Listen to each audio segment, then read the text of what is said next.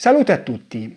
Al video scorso eravamo rimasti alle ammissioni di Lotti di essere stato a Vicchio con la Nicoletti a fare l'amore e di essere stato a Vicchio, sulla piazzola di Vicchio, a spiare la coppia che poi sarebbe stata uccisa assieme a Pucci. Ecco, ma vediamo un po' come si arrivò a queste dichiarazioni, perché bisogna tenere presente che in questo momento l'ipotesi che Lotti avesse potuto collaborare perché irretito, perché allettato dai vantaggi del programma di protezione, è un'ipotesi, diciamo, che ha un suo senso, è un'ipotesi che è stata abbastanza così sponsorizzata dalla difesa Vanni, che appunto ha sempre pensato che ci potesse essere questo risvolto. Ecco, quest'idea della collaborazione abbiamo visto che applicata alla fase precedente, a quella in cui Lotti non era sotto protezione, non ha senso, cioè non regge, no? Perché ci sono troppe cose che dovrebbero essersi verificate per renderla possibile. Però nel momento in cui poi Lotti effettivamente andò sotto protezione, lì bisogna pensare che Vigna, penso che sia stato obbligatorio che gli avesse spiegato quale sarebbe stata la situazione, no, gli avesse chiesto anche il suo consenso, perché se Lotti non avesse detto di no, non ci sarebbe andato sotto protezione. Può anche darsi, si può così, se vogliamo andare dietro alle supposizioni, si può anche pensare che nei giorni successivi questo lavoro, diciamo, di illustrazione dei vantaggi fosse proseguito e Lotti si fosse convinto che magari gli conveniva collaborare. Sì, però collaborò davvero? Cioè, non sembrerebbe che lui avesse avuto così tutta questa voglia di collaborare, no? Ma che fosse arrivato a fare le dichiarazioni sempre un pochino alla volta, sempre tirato per il collo, costretto a dire sempre un pochino di più. Comunque vediamo come si era arrivati a queste ammissioni che dicevo prima, fino al 21 febbraio, quando lui aveva ammesso di essere stato su quella piazzola anche con Pucci. Abbiamo visto che l'11 febbraio Vigna gli aveva chiesto se era mai stato a Vicchio, lui aveva detto mai, però quell'11 febbraio lui non era ancora sotto protezione, ci andò nei giorni successivi. Il 17 febbraio ammise di essere andato a Vicchio con la Nicoletti a mangiare alla casa del prosciutto e a fare l'amore in macchina, e anche con Pucci, però non disse di essere andato sulla piazzola del delitto.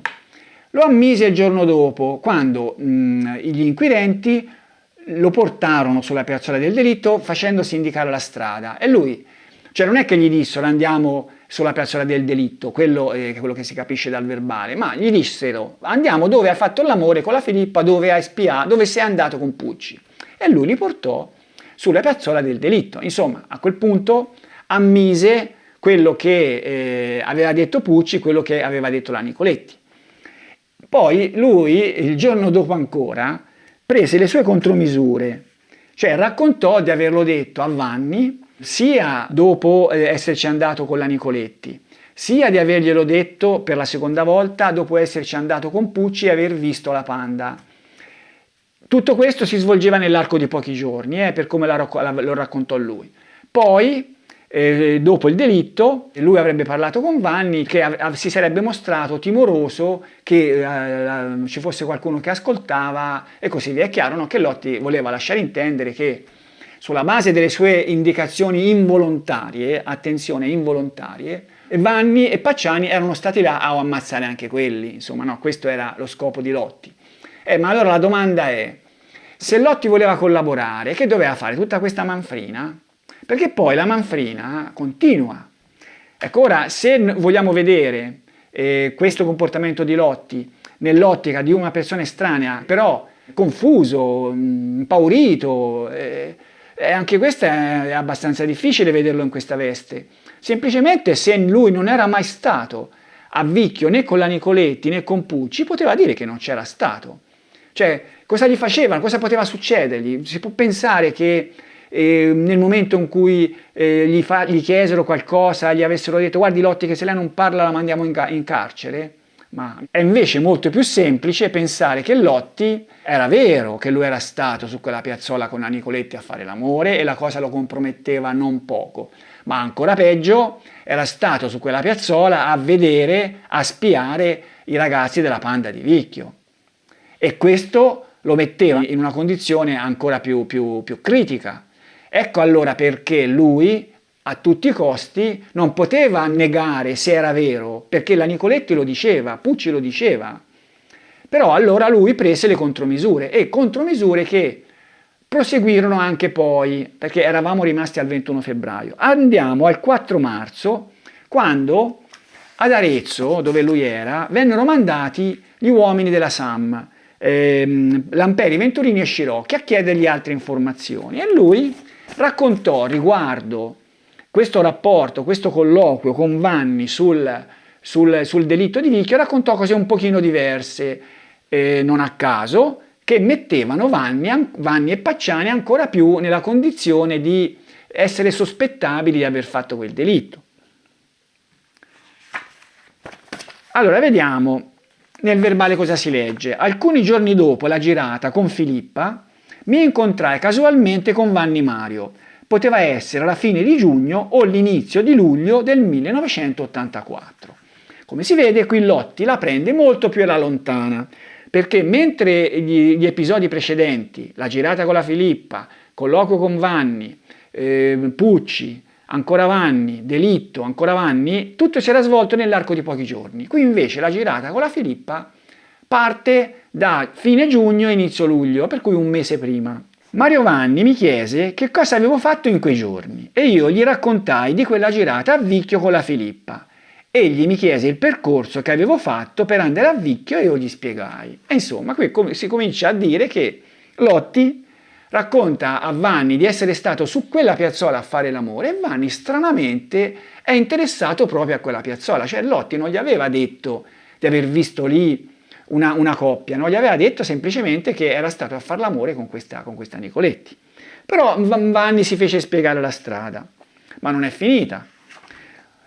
Dopo 2 o 3 giorni incontrai nuovamente il Vanni ed egli mi richiese ulteriori spiegazioni. Ma perché? Perché era così interessato? Ma dopo pochi giorni, ancora, poteva essere la metà di luglio, incontrai ancora il Vanni e questa volta fui io a chiedergli se per caso egli era stato nella piazzola di cui gli avevo parlato, e questo è il terzo colloquio riguardante questa piazzola. Ricordo che lui non voleva parlare di questo argomento e non me ne so spiegare il motivo. Devo precisare però che nel secondo colloquio io avevo chiesto al Vanni in quale maniera si sarebbe eventualmente recato alla piazzola di Vicchio, dato che erano più di 50 km e dato che il Vanni possedeva solo una Vespa e non aveva la patente dell'auto. Gli avevo pure domandato se lo avrebbe accompagnato Pietro, alludendo al suo amico del cuore, Pacciani Pietro. Il Vanni mi aveva risposto: tu chiacchieri troppo. Tuttavia egli mi confermò che si sarebbe fatto accompagnare dal Pacciani. Per cui in quel secondo colloquio Vanni gli aveva confidato che sarebbe andato su questa piazzola e si sarebbe fatto accompagnare da Pacciani perché lui non aveva la macchina. Tornando al terzo colloquio, in effetti il Vanni ammise di essere stato a Vicchio con Pietro Pacciani e di avere mangiato con lui nel locale denominato la Casa del Prosciutto. Ecco, tutto questo si sarebbe svolto prima della visita di Lotti con Pucci sulla piazzola dove avrebbero visto la Panda, perché poi ci sarebbe stato a questo punto ancora un quarto colloquio nel quale Lotti avrebbe raccontato a Vanni questo fatto. Ora qui è chiaro, no, che se si vuole vedere questa storia, questo comportamento di Lotti in chiave di qualcuno che teme di essere accusato di quel delitto, è facile, perché lui cerca in tutti i modi di creare la possibilità che quel delitto l'abbiano fatto Vanni e Pacciani. In questo modo, non l'aveva fatto prima, coinvolge anche Pacciani. Sì, probabilmente non ce n'era nemmeno bisogno, perché insomma, avendo detto che aveva parlato con Vanni, veniva automatico metterci dentro anche Pacciani, però intanto si vede che lui architetta un modo ancora più arzigogolato per coinvolgere Vanni e Pacciani. E questo non è il comportamento di uno estraneo alla vicenda che non era andato lì a fare l'amore con la Nicoletti, non aveva visto la Panda. Poteva dire semplicemente: no, non sono andato lì, non è vero quello che dice Pucci. No, perché? Perché doverlo ammettere? ma anche nel caso in cui volesse fare il collaboratore, e in questo caso è possibile perché magari gli avevano spiegato i vantaggi, e questo è il modo di collaborare, cioè questo pezzettino, perché non dire le cose per far contenti i suoi interlocutori e basta. In questo caso poteva dire semplicemente io gliel'ho detto e loro ci sono andati, e io ho capito dai discorsi che mi hanno fatto dopo che ci sono andati, una cosa del genere, no? Ma a questo punto torniamo un momento sul delitto degli scopeti, perché Giuttari credo che fosse così rimasto un po' confuso da alcuni contrasti tra la versione di Pucci e la versione di Lotti, che non erano proprio uguali. Io ricordo che nella versione di Pucci non c'era stato quel doppio incontro con Vanni e Pacciani. Cioè Lotti aveva raccontato che erano arrivati lì e erano scesi per fare pipì, questi due gli erano andati vicino, e, insomma si erano incontrati lì e li avevano mandati via. Poi però loro non erano andati via, avevano fatto finta di andare via, poi erano andati su e avevano visto il delitto. Questa è la versione di Lotti, poi erano stati visti e questi li avevano rincorsi, li avevano minacciati ed erano scappati. Questa era la versione di Lotti. La versione di Pucci era un pochino diversa, cioè è vero sì che Pucci quando erano scesi questi li avevano minacciati di andare via, però poi loro che non erano andati via, erano andati su, avevano visto il delitto e erano scappati da sé, non è che erano stati inseguiti, erano stati minacciati.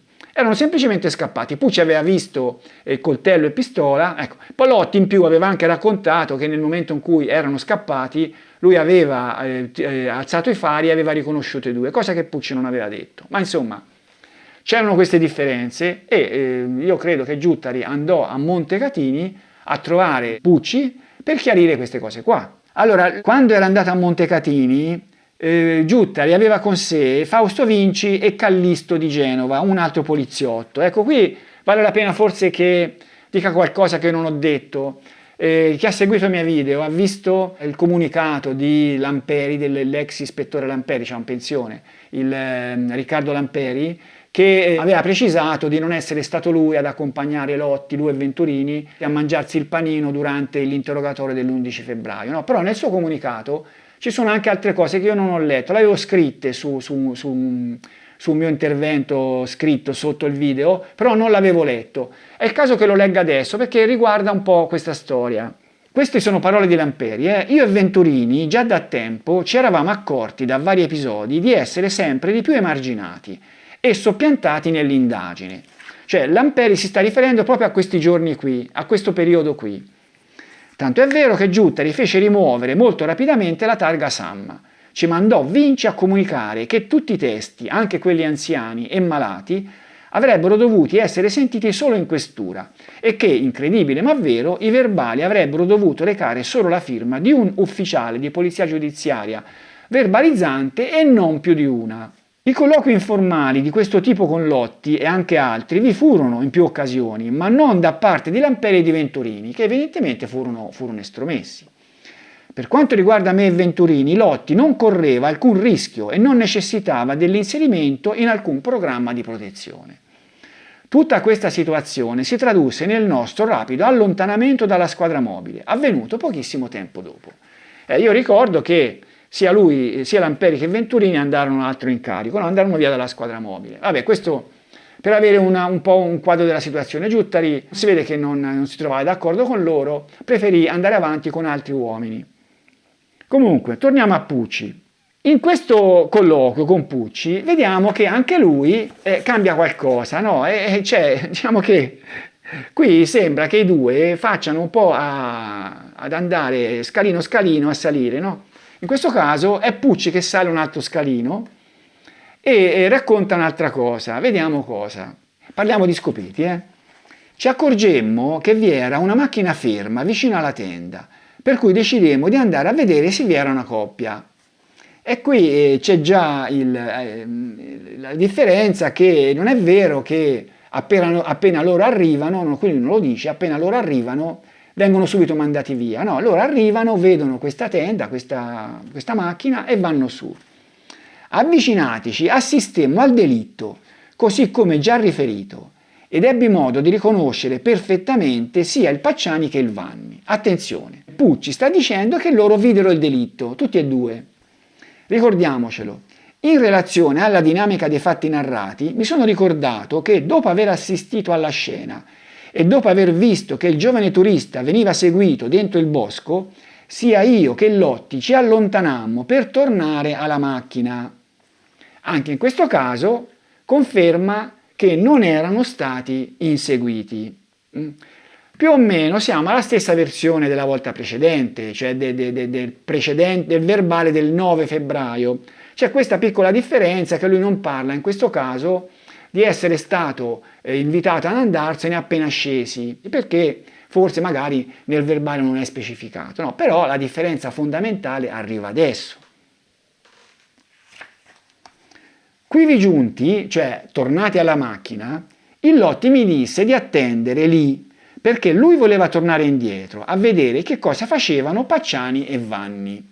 Attenzione, questo il Lotti non l'aveva raccontato, ma non l'aveva raccontato nemmeno Pucci.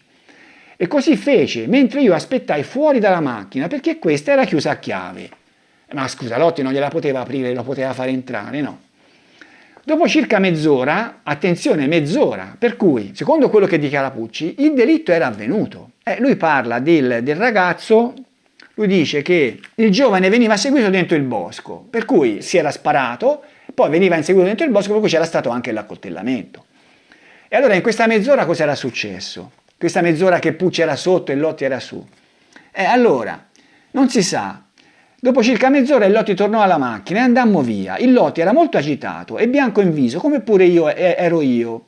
Quando arrivammo a San Casciano, disse a Lotti di andare dai carabinieri ed egli mi rispose di no. Da solo non me la sono sentita di andare dai carabinieri. Un'altra cosa che Giutta richiede del pomeriggio.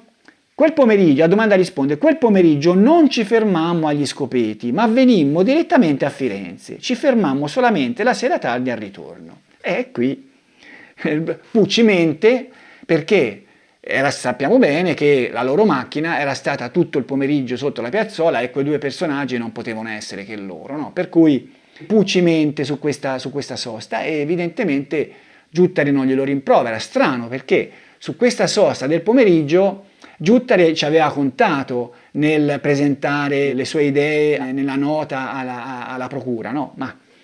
Però poi evidentemente prevalse, questo l'ho già detto diverse volte, prevalse così la versione che loro erano andati dalla Ghiribelli. Poi ci sarebbe stata una fermata, diciamo così, breve, abbastanza breve per vedere il posto, ma questo quando poi Lotti avrebbe ammesso di aver avuto un accordo con Pacciani per arrivare lì la sera. Ma allora a questo punto c'era questo elemento in più, questa mezz'ora che Lotti aveva trascorso da solo nella zona del delitto, che fino a quel momento, fino a che non l'aveva detto Pucci, non era emersa. E allora si andò a sentire Lotti. Il giorno dopo, il 6 marzo, qui abbiamo un verbale lunghissimo, lunghissimo. E c'è una cosa importante che leggiamo, è questa. Allora, questo incontro con Canessa, con il PM, si svolse alle 6 del pomeriggio.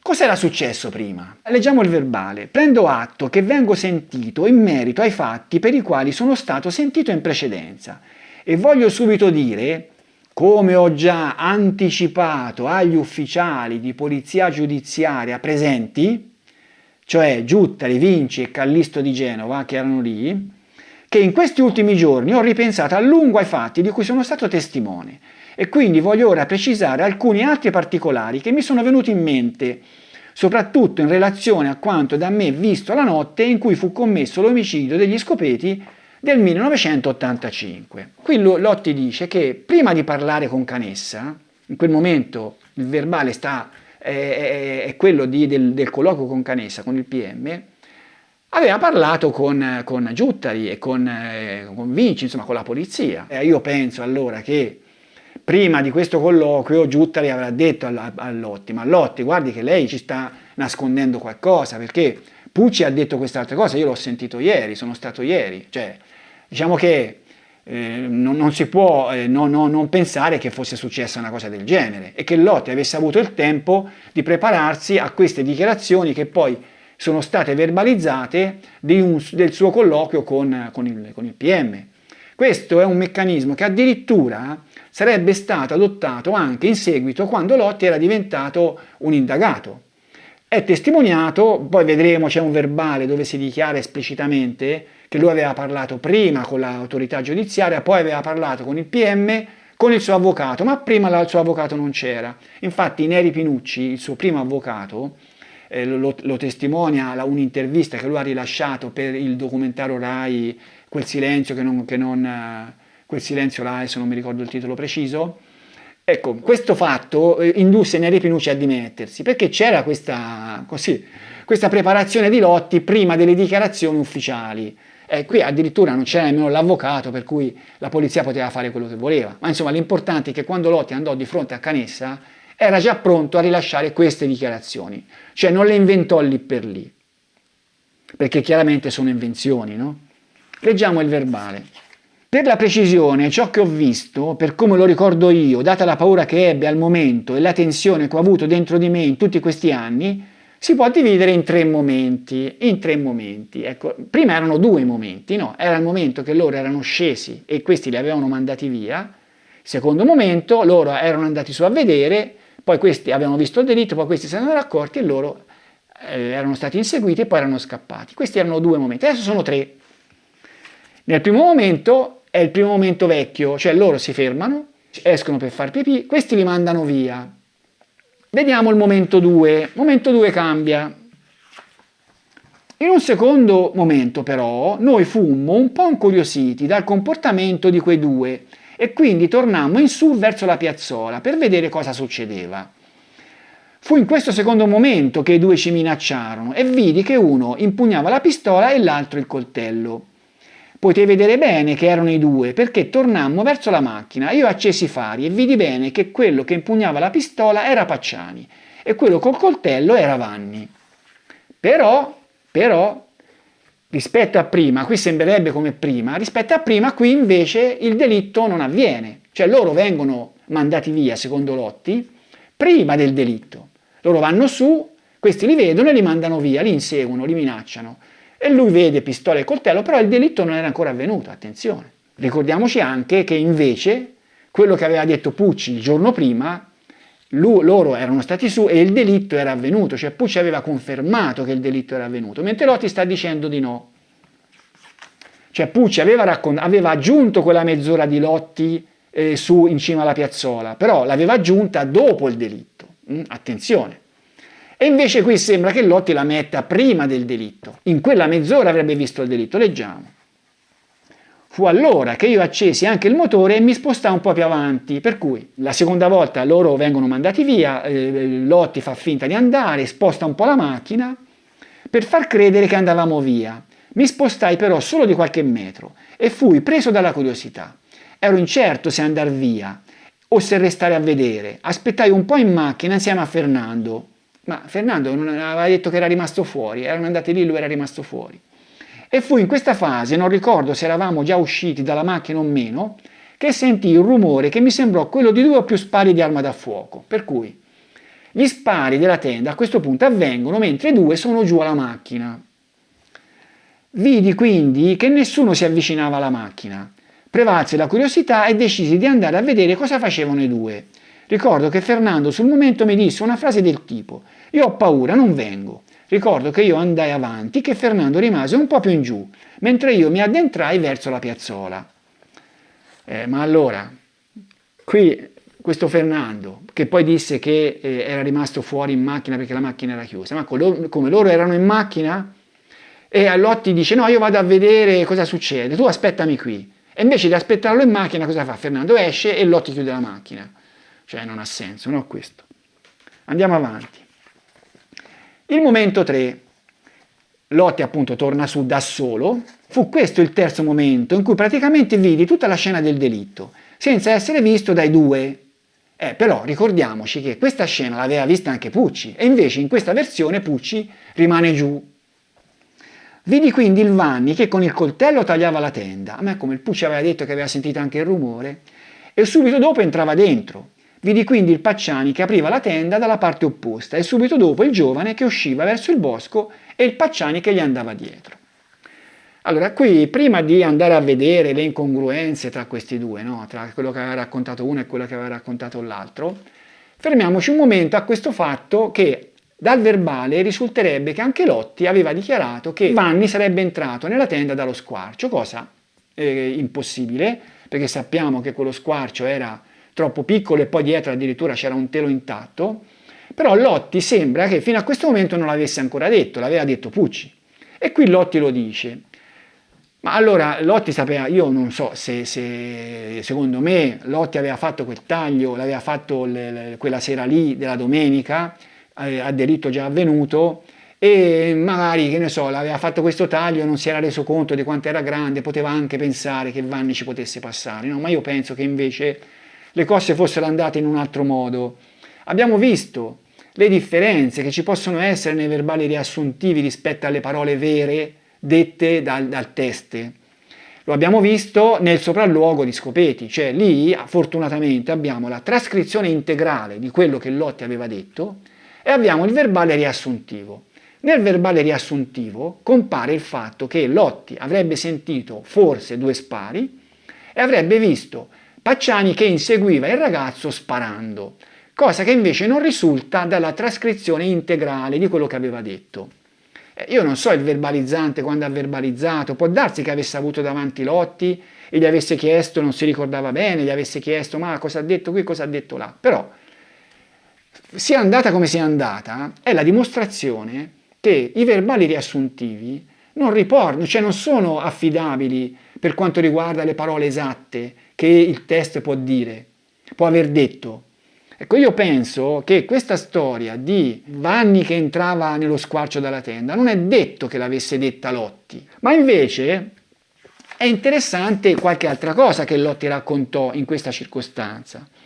Perché quello che io ho sempre detto è che non sono tanto importanti le inesattezze di Lotti in questi racconti, perché le inesattezze si possono spiegare con il fatto che Lotti cercava di descrivere una situazione da un punto di vista che non era quello reale e poi anche con il fatto che con il suo linguaggio così povero, così smozzicato, nei verbali potevano entrare delle informazioni che non aveva nemmeno detto.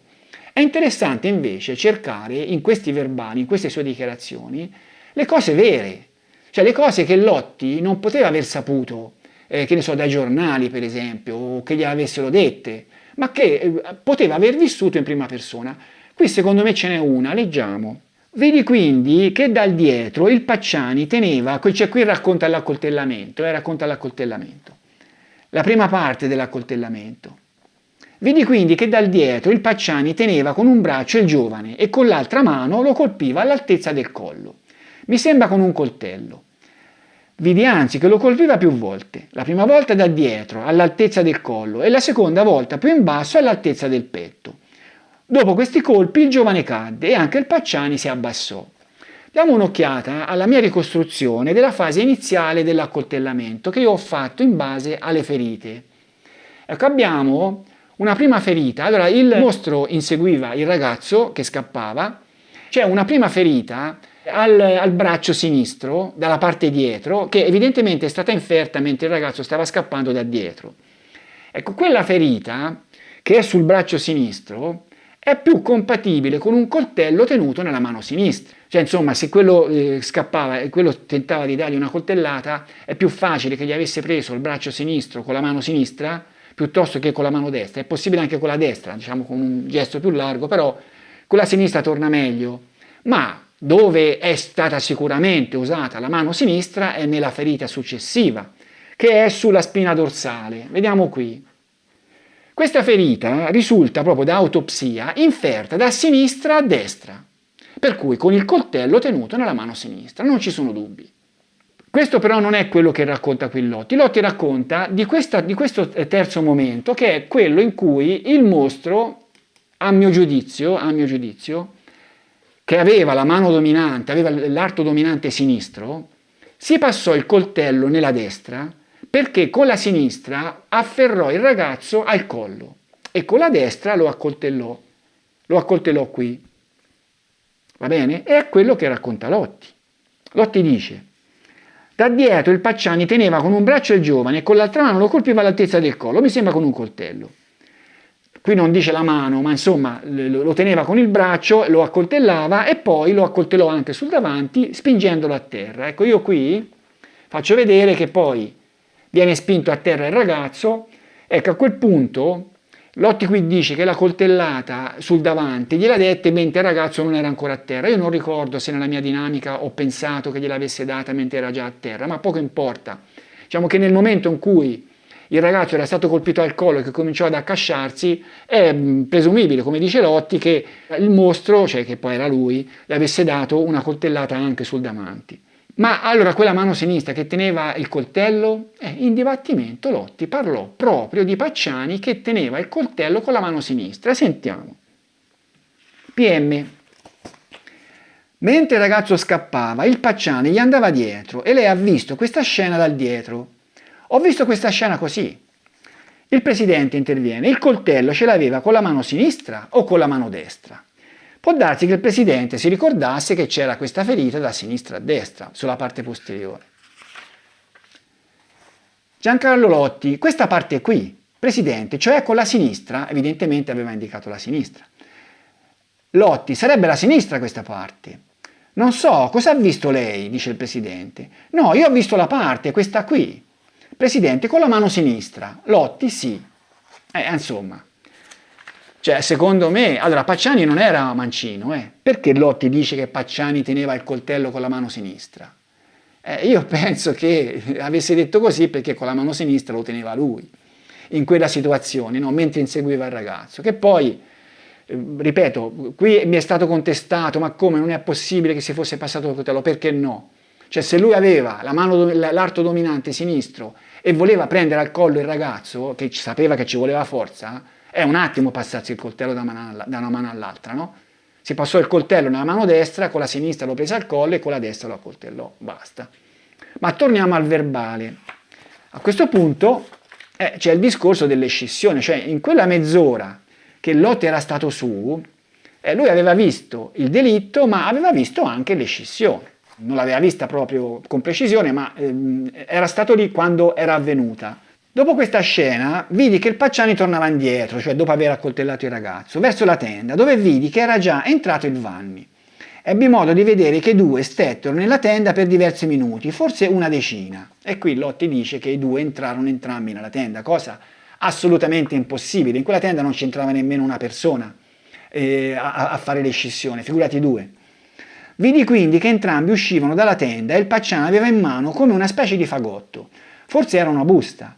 Vidi quindi che entrambi si dirigevano dentro il bosco e vidi anche che uno dei due si chinava nel punto che ho già indicato, al dottor Giuttari quando giorni fa siamo andati sul posto. Dopo questa scena vidi che i due si inoltrarono nel bosco e io, che avevo visto anche troppo, tornai verso la macchina. Ecco, io su questa storia dell'interramento io sono abbastanza favorevole che sia successo, cioè perché quei feticci il mostro non se li portava via, cioè non aveva interesse, erano solo spettacolo. Per cui io penso che quando poté a Vicchio e a Scopeti, credo, lui li seppellì da qualche parte. Poi è vero che ci furono i cani, ma i cani furono usati male e non trovarono niente. C'era un grande, poi a parte che arrivarono lì dopo 2 giorni, per cui ormai era tutto contaminato e non trovarono niente. Per cui può darsi che questi poveri brandelli di pelle e peli fossero rimasti lì in quella sabbia, si fossero consumati lì senza che nessuno li avesse mai scoperti più. Però almeno a Scopeti un frammento doveva esserselo messo in tasca, in una bustina, perché poi lo avrebbe utilizzato per la famosa lettera. Ma andiamo avanti poi ancora sul verbale.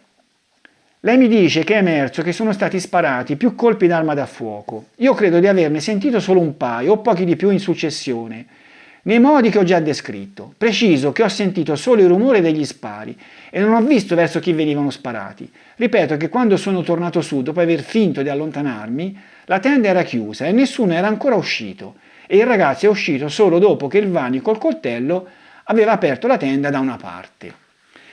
Allora, il verbale prosegue, no? C'è un'altra parte, ma prima di andare avanti, fermiamoci un momento e abbiamo visto che le due versioni di Lotti e Pucci continuano a divergere in modo abnorme. Cioè, a questo punto sembrerebbe che il racconto di Pucci, che aveva sentito la tenda che veniva tagliata, che aveva visto Vanni entrare nella tenda, che insomma aveva visto il delitto, aveva visto il ragazzo scappare, non è vero, secondo Lotti, perché Pucci durante questi eventi sarebbe stato in fondo ad aspettarlo alla macchina. Ora la cosa che qui c'è da chiedersi è questa, ma di fronte a queste contraddizioni tra questi due lestofanti, la cosa da fare era prenderli a calci nel sedere e mandarli in cella. Cioè, come si poté andare avanti in questa inchiesta con questo peccato originale di questi due che raccontavano frottole a tutto spiano? Cioè, era plateale che stavano raccontando delle frottole, no? E allora perché raccontavano queste frottole?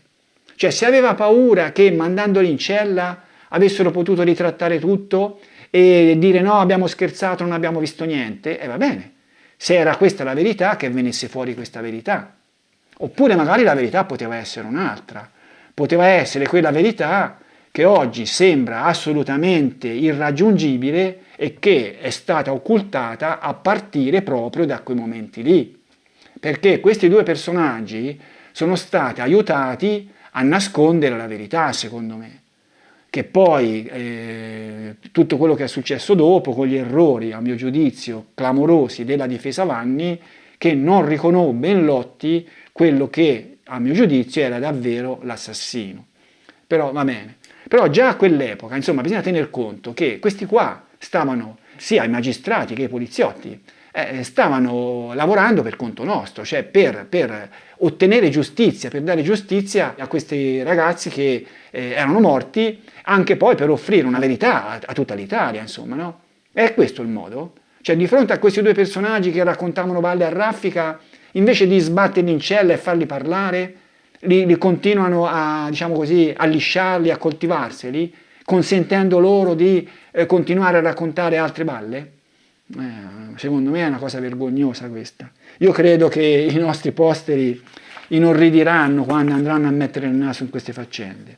Ma adesso andiamo al discorso che Lotti fa sui rapporti con Vanni e Pacciani, sul fatto che se li avevano non riconosciuti. No? Leggiamo un po' tutti questi discorsi. Qualche giorno dopo l'omicidio ebbi modo di incontrare il Vanni e cominciai a buttare il discorso sull'omicidio per vedere se mi aveva riconosciuto o meno, perché anche se lui non me lo disse apertamente, avevo capito che quella notte ero stato riconosciuto. I discorsi che facemmo quella sera e che ricordo sono questi. Cioè, insomma, sta dicendo Lotti che in quella circostanza lui riconobbe Vanni e Pacciani, ma anche loro riconobbero lui. E la cosa è un po' strana, ma allora negli anni successivi, quando Lotti e Vanni si frequentavano, e questo fatto no, era rimasto un segreto che loro non se lo dicevano.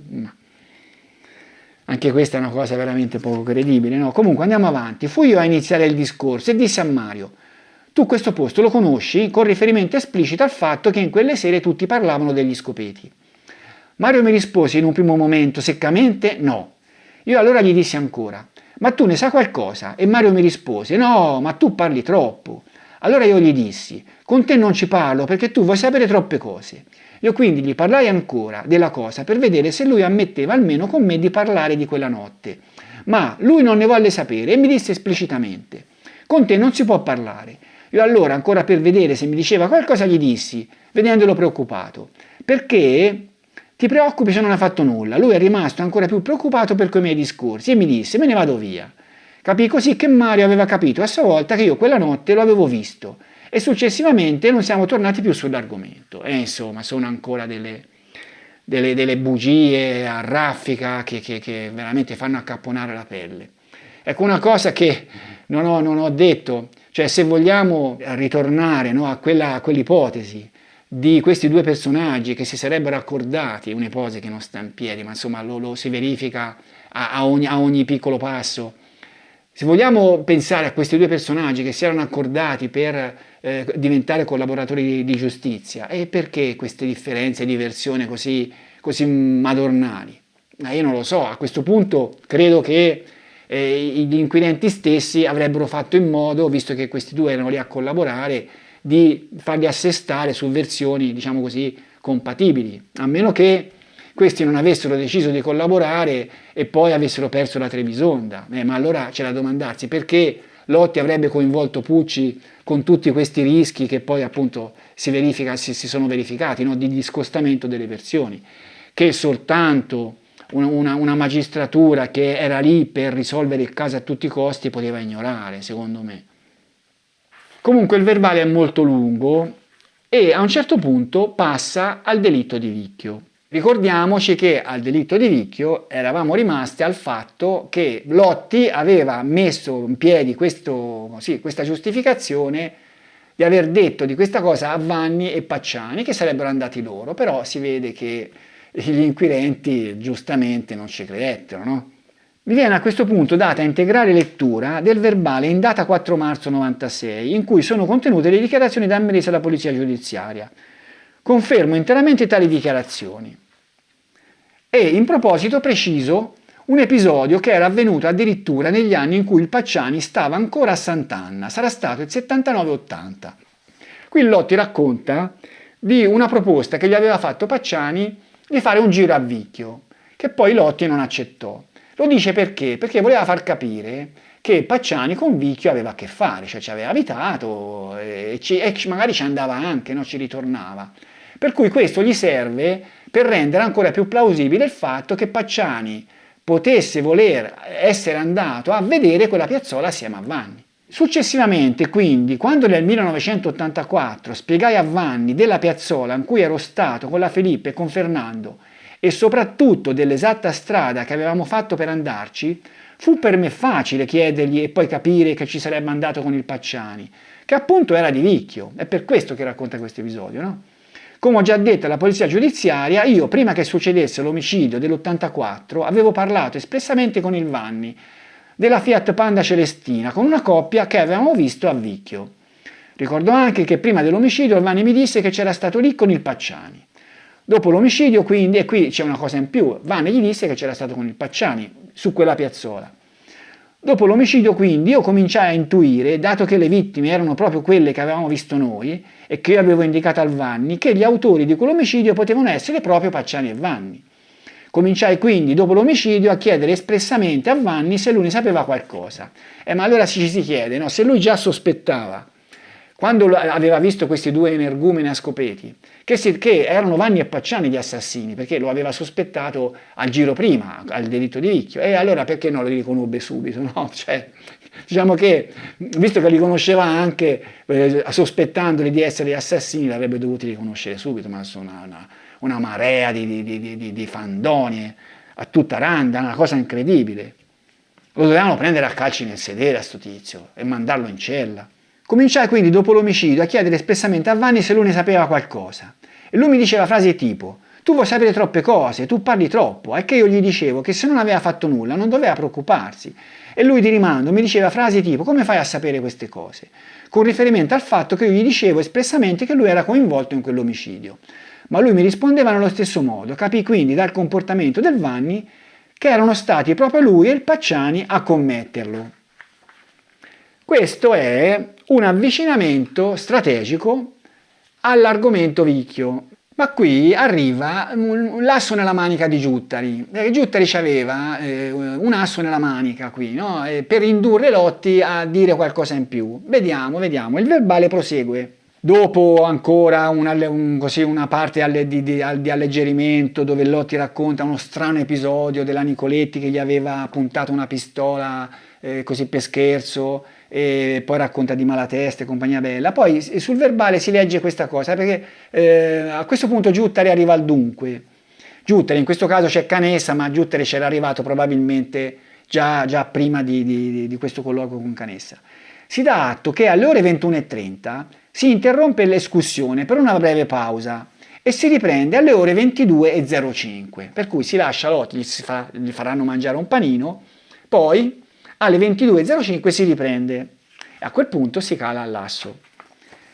Prendo atto che lei mi fa presente che per quanto riguarda l'omicidio del 1984, 2 testi sentiti nel corso delle indagini hanno riferito che la notte dell'omicidio Rontini e Stefanacci videro nella strada sterrata, dove vi è l'indicazione fattoria L'Arena, in orario compatibile con la ricostruzione del delitto, 2 auto di media cilindrata e precisamente una bianca davanti e una rossa che seguiva a distanza.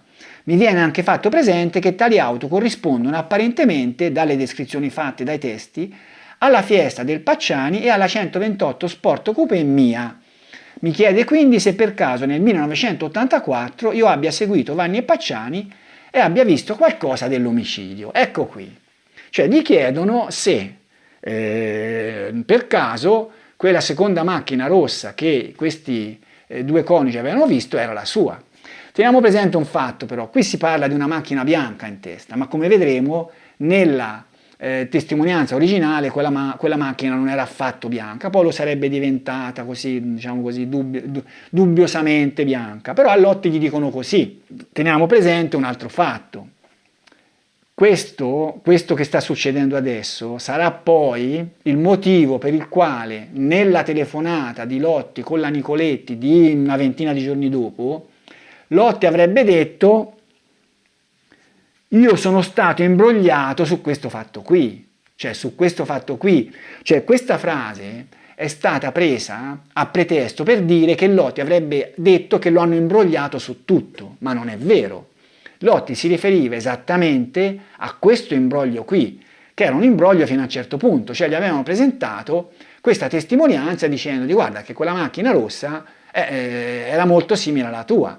Cioè era un po' un imbroglio, sì, effettivamente, cioè perché non era vero che i coniugi avevano visto delle macchine da poter interpretare come macchine di Pacciani e macchina di Lotti, no? La loro testimonianza era molto più sfumata, però a Lotti evidentemente gli dissero così. E lui cosa fece? Allora, qui bisogna mettersi nei suoi panni. Mettiamo che lui fosse stato totalmente innocente, che non era stato mai a Vicchio, non aveva visto quella Panda, e cosa avrebbe potuto dire? Avrebbe potuto dire: no, non è vero, io non c'ero lì, non ci sono stato, che era poi anche la verità, perché lui non era stato in coda a Pacciani e tutto, no? Però evidentemente lui aveva paura che se avesse negato questa cosa qui, e questi avrebbero insistito, gli avrebbero magari scoperchiato il vaso. Io penso che lui avesse avuto paura di quello, per cui prese la decisione di andare sulla loro strada, sulla strada dove loro sembrava che volessero andare, e ammettere qualcosa. Cioè loro gli chiedono: ma insomma non è che sei stato lì anche tu a vedere sto delitto? E lui gli racconta una versione che cercava ancora di farlo passare per testimone e non per complice. Ma vediamo questa testimonianza, prima di vedere le reazioni di Lotti, vediamo questa testimonianza. Lo leggiamo da un articolo del mio blog, In fuga da Vicchio. La notte di domenica 29 luglio 1984 i coniugi Tiziana Martelli e Andrea Caini, assieme ai genitori di lei, stavano tornando a casa in auto, dopo aver trascorso una serata in un casolare vicino alla località Bricciana, frazione di Vicchio. Poco prima della mezzanotte si erano fermati a una fonte ad attingere acqua, lungo una stretta strada sterrata che arrivava fino alla provinciale Saginalese, da dove bastava poi svoltare a sinistra e percorrere 3 km circa per raggiungere la piazzola del delitto. A un certo punto i coniugi avevano visto transitare a forte velocità 2 auto in direzione della provinciale. Oltre che dalla velocità eccessiva, sia per il buio sia per la strettezza della carreggiata, erano stati colpiti dal comportamento del secondo conducente, il quale guidava con accese le sole luci di posizione e vicinissimo all'auto davanti. Sospettando che l'avvistamento avesse avuto a che fare con il delitto avvenuto proprio quella notte, dopo circa un mese di esitazioni, i coniugi si sarebbero presentati in questura, ma all'epoca si cercava un assassino solitario, quindi il loro racconto non aveva destato alcun interesse e neppure era stato verbalizzato.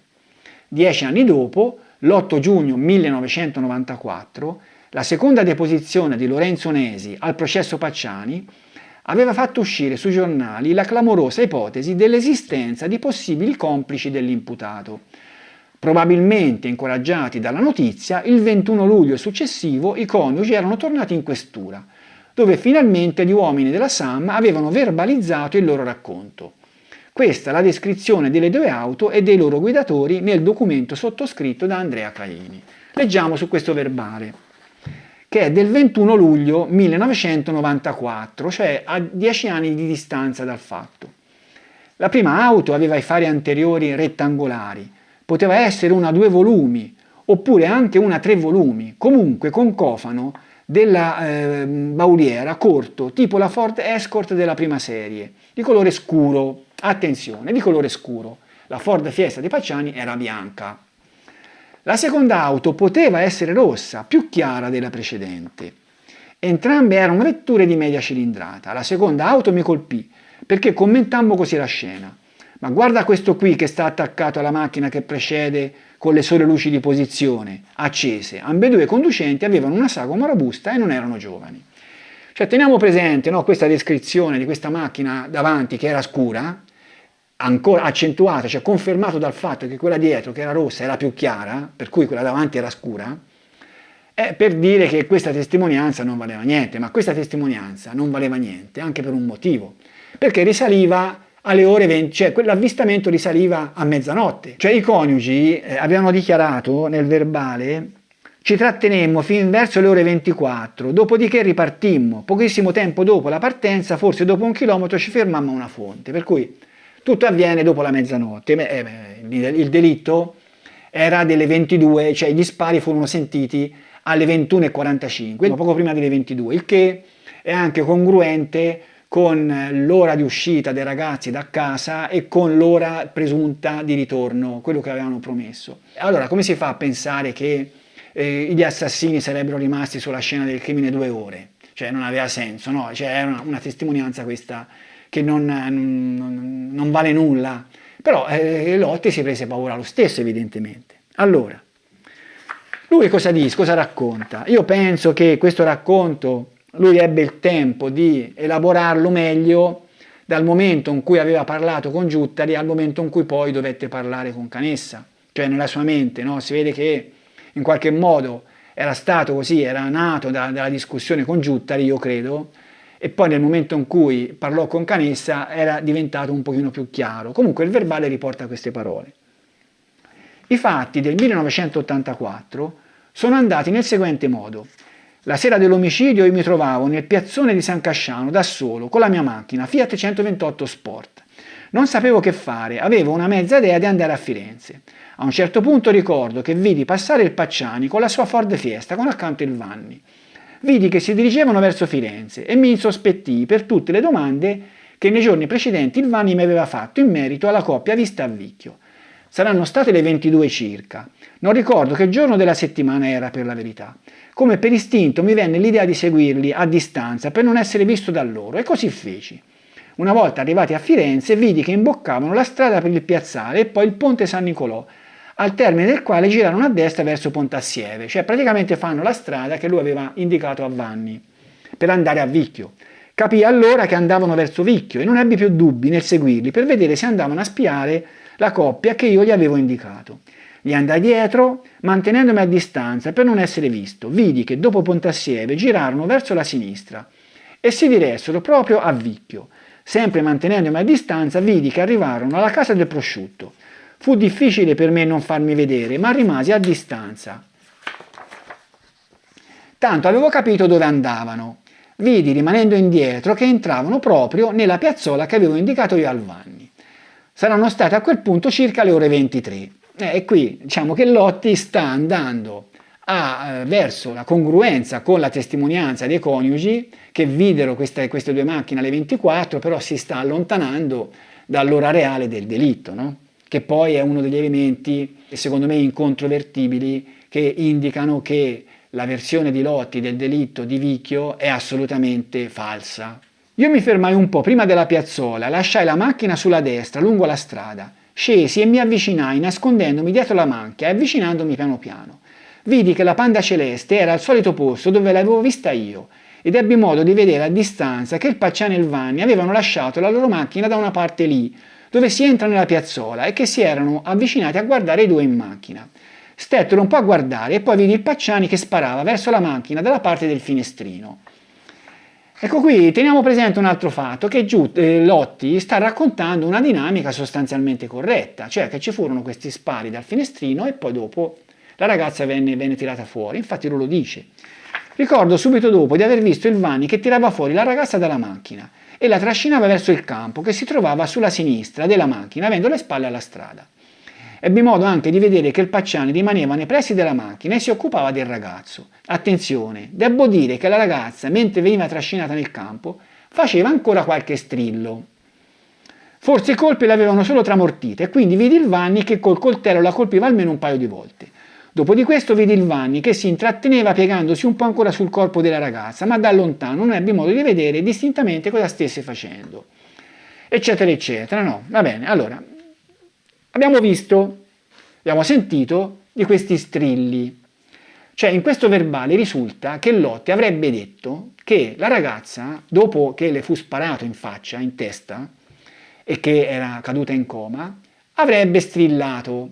Su questi strilli la difesa Vanni l'avrebbe fatta molto molto lunga. Infatti, se noi andiamo a leggere il libro di Filastò, Storia delle merende infami, si legge questo. Ecco infine un altro riscontro, cioè qui Filastò sta esaminando i riscontri che Giuttari accampò in dibattimento per dimostrare che i racconti di Lotti erano veritieri. Questo è uno di questi riscontri che Filastò sta criticando.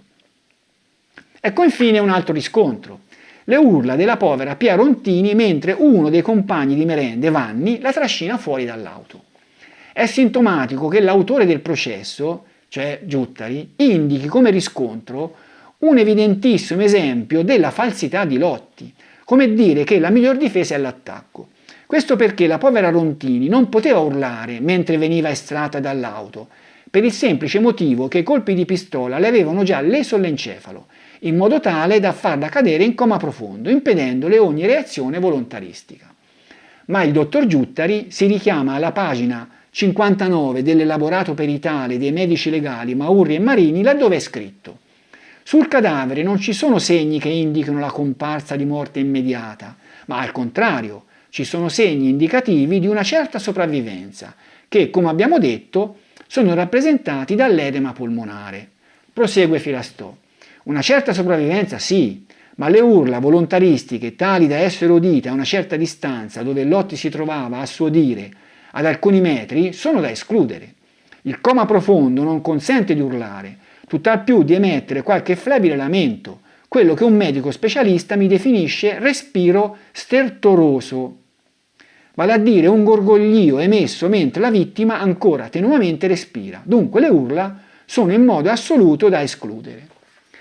Ecco, ora questa storia degli strilli, poi anche in dibattimento ci fu un confronto con Filastò, con Lotti, dove viene rimproverato questo strillare. No, però cominciamo a domandarci se veramente in quel colloquio che Lotti ebbe con Canessa lui usò il verbo strillare. Lo usò il verbo strillare. Abbiamo già visto che i verbali riassuntivi non riportano sempre le esatte parole dette dal teste. Abbiamo avuto quell'esempio che già sappiamo sul sopralluogo di Scopeti.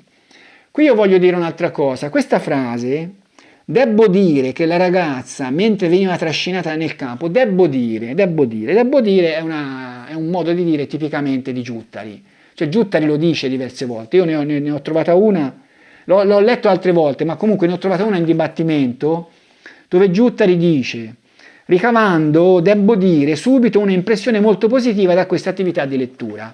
Cioè, generalmente in italiano si dice devo dire, si usa la B nei congiuntivi, debba così, ma nell'indicativo si usa la V, devo, e più in meridione si usa il debbo, credo così. Giuttari lo usava. Io penso che questo termine strillare non sia venuto da Lotti, ma sia venuto nel compilare il verbale, nel riassunto che è stato fatto.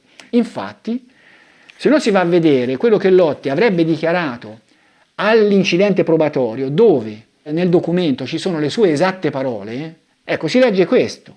È il PM che lo interroga. Lotti, uno gli spara, Pietro gli spara alla cosa, alla testa immagino, e quell'altro tira fuori la donna e sento dei lamenti della donna. E sento dei lamenti della donna, non degli strilli, dei lamenti, proprio quelli che Filastò dice, tutt'al più di emettere qualche flebile lamento. Si parla di flebili lamenti e Lotti parla di lamenti. PM gridava o si lamentava? Lotti no, si lamentava.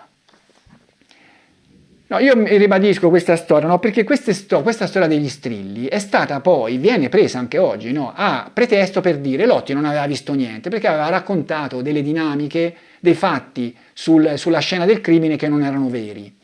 Questo è vero in gran parte, in tante parti, perché naturalmente Lotti non poteva raccontare la verità, che era lui, che lui era lì, raccontava le cose come se le avesse viste da lontano, no? Per cui ci sono delle cose che non sono proprio esatte come avvennero, però ce ne sono alcune che sono dovute proprio a queste incomprensioni, a queste differenze, a questi problemi di linguaggio, a questi verbali che non riportano le parole esatte.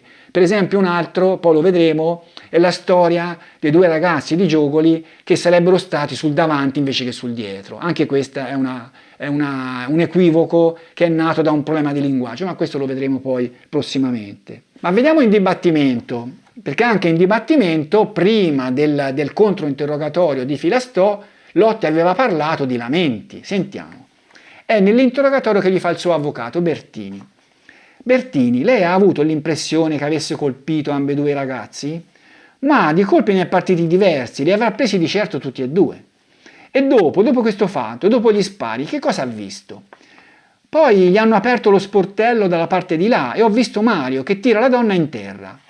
L'ha trascinata e la porta, l'ha strascinata un po'.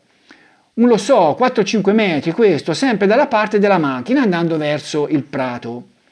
Ma che lei possa ricordare, dice Bertini, e lui interviene, mentre la metteva giù ho sentito dei lamenti, non urlare proprio, dei lamenti e basta. Bertini, quindi allora Lotti era bella e ferita, era giù, era ancora viva la ragazza allora? L'aveva ferita, non l'era proprio morta in quel momento lì. Ma anche quando arriva Filastò a interrogarlo, Lotti continua a parlare di lamenti. Filastò, vabbè, sentì i lamenti della donna o no, Lotti? Quando la tironno fuori dalla macchina? Appunto, dice il presidente. E Lotti, sì, lamenti, non proprio grida, lamenti così, normali. Filastò, normali. Quando l'hanno spostata, l'Essegno era di già ferita e allora ha fatto un lamento così. E continua a parlare di lamenti, ma poi, successivamente, Filastò gli rimprovera il verbale. Infatti, però lei, quando è stato interrogato, ha detto che questa ragazza strillava. Come mai disse così? No, io non ho detto strillava. Sì, dice Filastò, ho detto un lamento, non ho detto strillava. No, all'inizio disse strillava. Mi sarò espresso poco bene io. Si è espresso male. Io ho sempre detto questo qui. Allora, secondo me, di strilli aveva scritto il verbalizzante, non l'aveva detto Lotti, perché Lotti sia all'incidente probatorio sia in dibattimento parla di lamenti, non parla di strilli.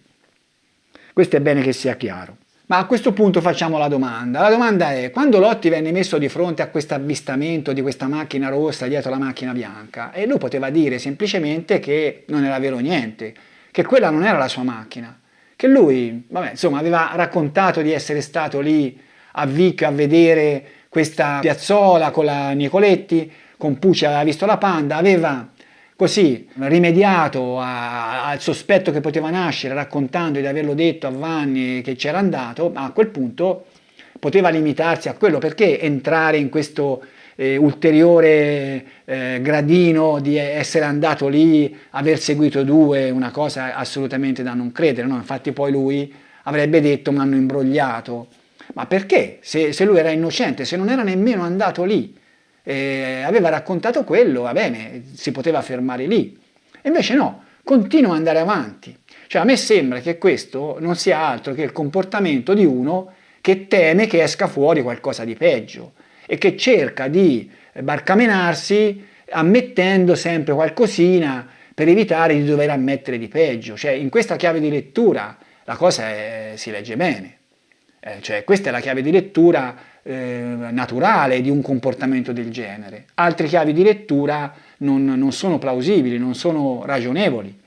Allora siamo arrivati in fondo, diciamo che questo fu l'ultimo interrogatorio di Lotti, alla fine del quale lui rimase un semplice testimone, perché è chiaro, no, che questa storia di aver seguito Vanni e Pacciani di nascosto non poteva bastare agli inquirenti, tanto più che non soddisfaceva nemmeno l'esigenza di confermare quella testimonianza delle due macchine in coda, perché è chiaro, no, che se Lotti avesse seguito Vanni e Pacciani senza essere visto, non avrebbe potuto essere la sua macchina quella che era 1 metro dalla macchina di Pacciani nell'avvistamento dei coniugi, no? Cioè, se no a quel punto Vanni e Pacciani se ne sarebbero accorti, no? Per cui Lotti non aveva nemmeno, diciamo, soddisfatto quell'esigenza lì, di quella testimonianza, per cui si era proprio dato la zappa sui piedi.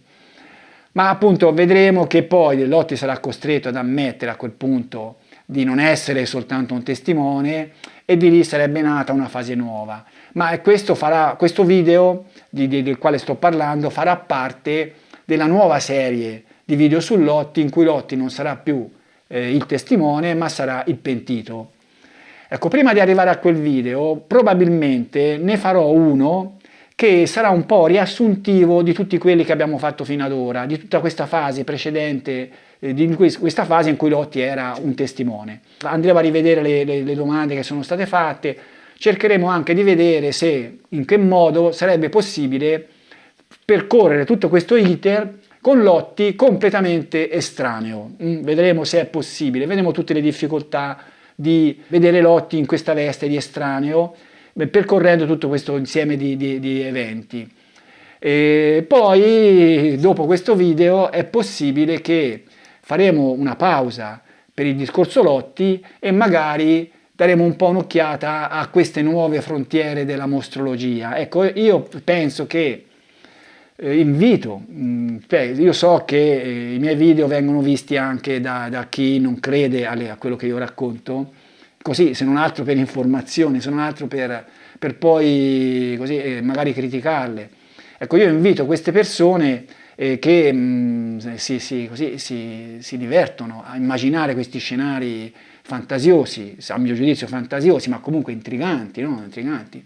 A ragionare bene su queste cose terra di Lotti e Pucci che raccontano queste baggianate, perché le raccontano, cosa c'era dietro, cioè perché sì, continuo a ripetere, sarà bello mettersi lì a dissertare su questi scenari così intriganti e tutto, però bisogna rispettare quella che è la realtà, anche se può essere magari meno allettante di quella che si vorrebbe. Vi saluto.